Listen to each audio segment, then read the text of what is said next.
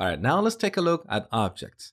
So once again, I'm going to use the const keyword to define a variable, well, more accurately, a constant, and set it to an object. So as you know, objects in JavaScript are collections of key value pairs.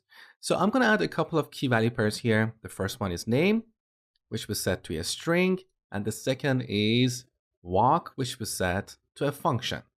Now, in object-oriented programming terms, if we have a function inside of an object, we refer to that function as a method.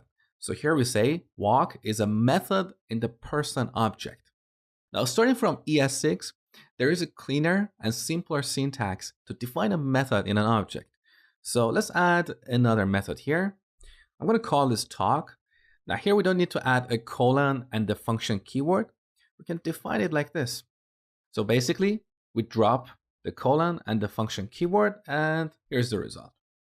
So here we have a person object with 3 members, 1 property, and 2 methods. There are 2 ways to access these members.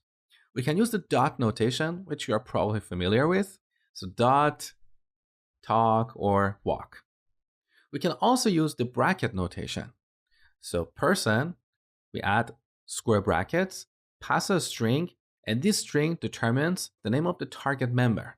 So if you want to access the name property, we pass that here. And now we can reassign that to a different value. In terms of practicality, we use the bracket notation when we don't know ahead of time what property or method we're going to access. Let me show you what I mean. So I'm going to define a constant, call it target member, and set it to name. Imagine this target member is an input field on a form. Depending on what the user types in that input field, we're going to access a different property in this person object. That's when we use the bracket notation. So instead of hard coding name here, we pass target member.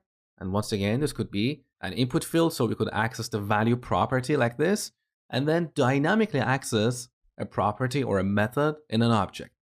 If we know ahead of time what property or method we're going to access, we use the dot notation.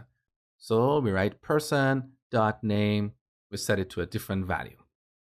Next, we're going to look at the this keyword in JavaScript.